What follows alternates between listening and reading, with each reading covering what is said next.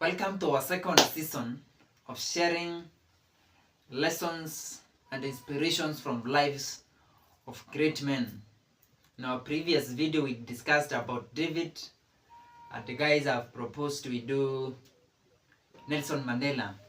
And in history, in this world history, in the history of Africa, you can never talk about leadership and forget to mention Nelson Mandela. This is one of the key figures, key titles that we treasure as African people and the world at large. You know, Nelson Mandela, he emerges as one of the greatest leaders who fought apartheid in South Africa. He had done 27 years in prison in Robinson Island and later became the first South African black president. His greatness is not only in leadership, but in restraint. When he finally had power, he chose reconciliation. After release and becoming the president, he chose reconciliation over revenge because he had a chance to revenge for those guys who had imprisoned him. Yet his personal life carried visible strain, including family breakdown and emotional cost. But he is one of the most revered great men of this world. Let us go to the lessons that we can draw from this great icon, the great enigma of this continent and the whole world. Lesson number 1, purpose. You know, Nelson Mandela was a lawyer of good study, but he chose a greater cause of rescuing the people of South Africa from apartheid. He connected with something greater,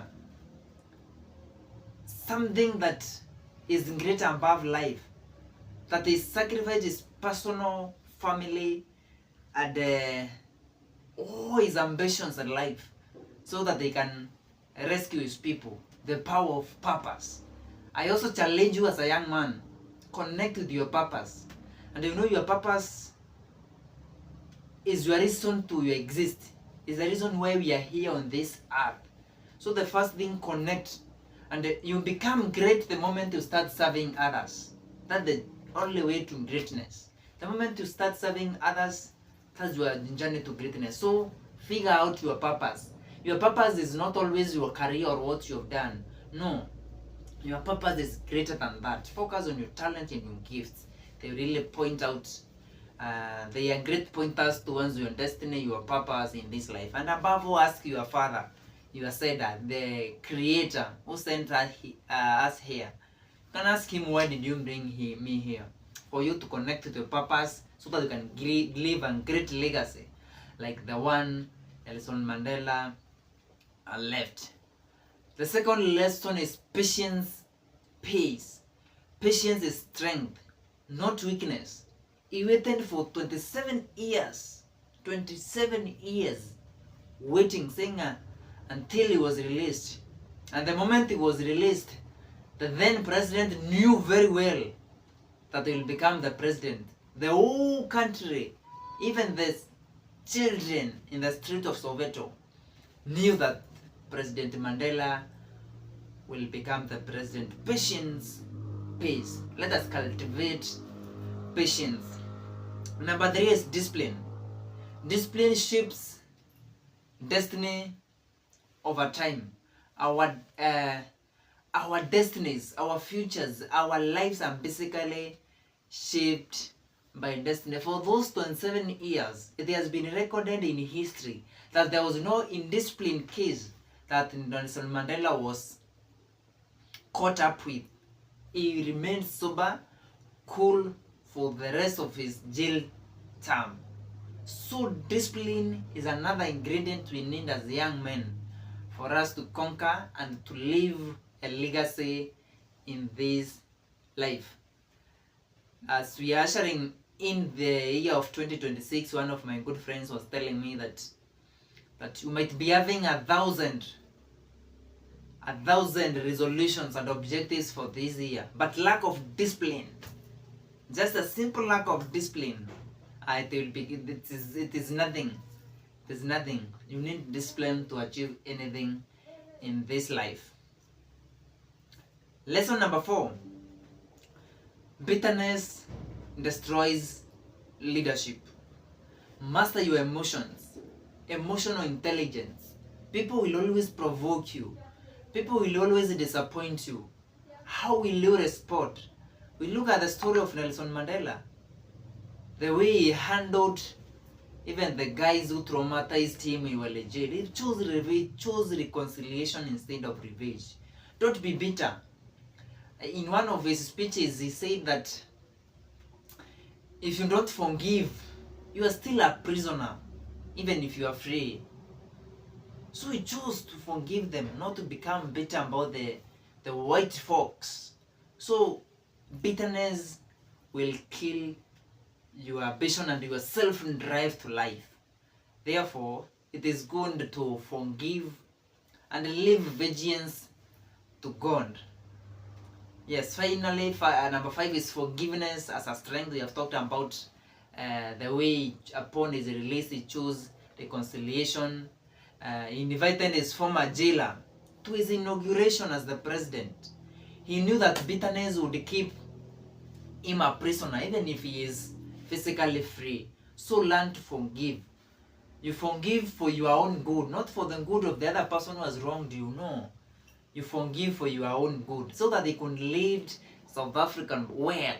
He invited those guys, and they chose the right path. So it is a very hard task, but it is possible, and it is doable. Lesson number 6.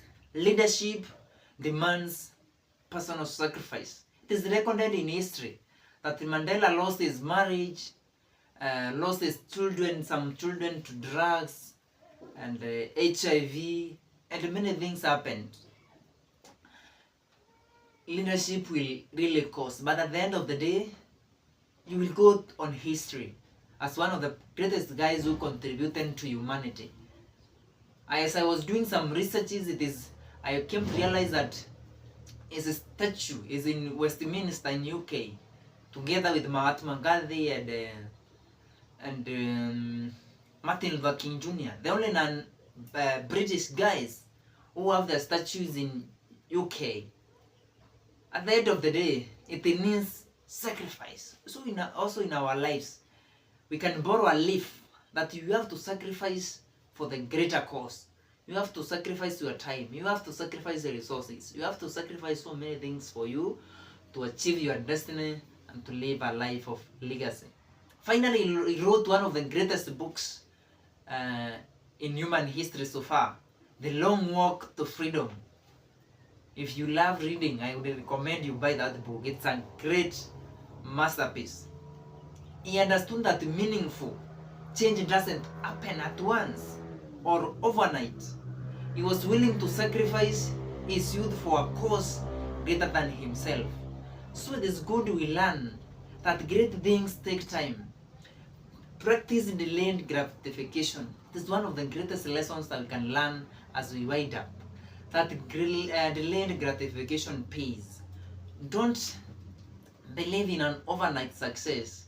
In a microwave success, it will happen. Just delay a little bit. Therefore, it is good we sacrifice and live a life of legacy. Manhood is not just proven by anger or force. It is proven by restraint, patience, and the ability to carry responsibility without losing direction. So let us continue living our purpose. Let us continue pushing. Let us continue learning so that we can live a life of legacy and have a great life as men in our generation. Until we meet next time, I'm your boyfriend mentor, Titus Mekwa.